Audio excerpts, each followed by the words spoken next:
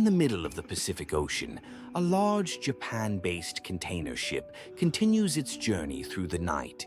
During the late hours, the ship's captain, Captain Hiroshi Tanaka, is found dead inside the bridge by a fellow captain who was also traveling aboard the vessel. The captain died after being struck on the head with a heavy object.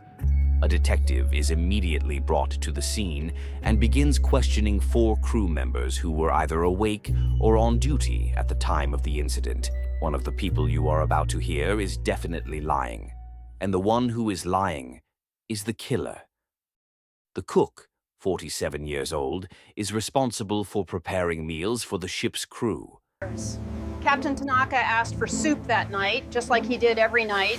He especially loved traditional Japanese vegetable soup.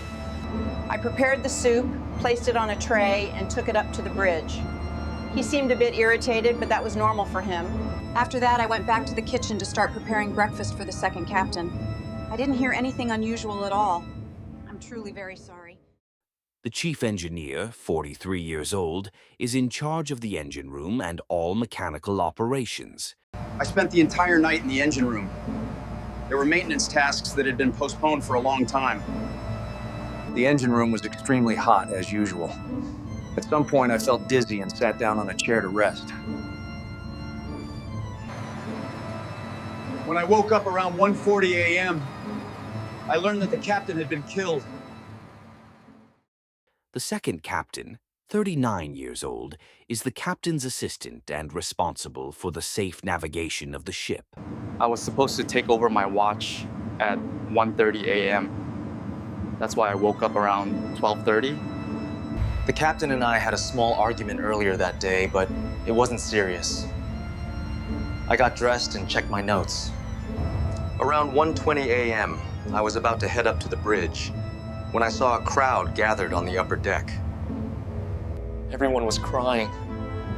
That's when I learned the captain had been killed. I was absolutely devastated. The steward, 28 years old, is responsible for ship maintenance and deck duties. I work during the day, but every night before going to bed, I take a short walk on the deck. That night, around 12:45 a.m., I was on the upper deck. The Japanese flag was hanging upside down. If the captain had seen it like that, he would have torn me apart. The wind was very strong. Climbing the flagpole and fixing the flag took me at least an hour. When I came back down, I saw everyone crying. The detective listens carefully to all of their statements. If you want more time to think, you can pause the video and re-watch the interrogations.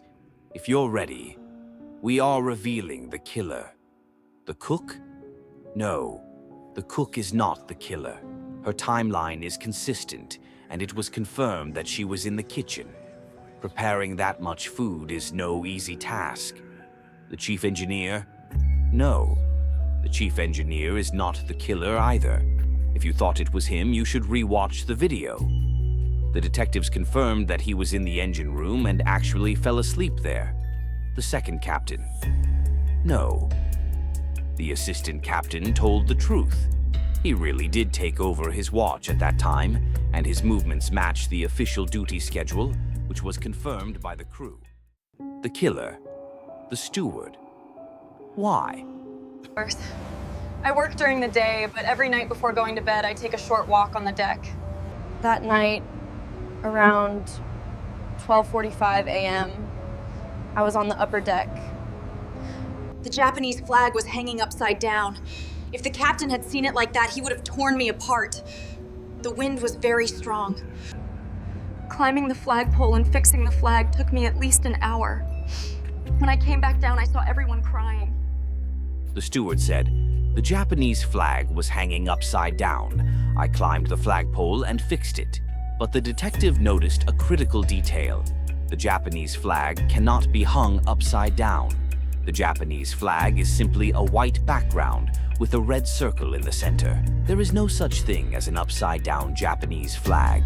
That means the steward tried to explain why she was on the deck late at night using the flag as an excuse. But in reality, she went up to the bridge, and that's when she killed the captain. If you figured out the killer, congratulations. If not, don't worry. Another case is waiting for you. Remember, you are the detective.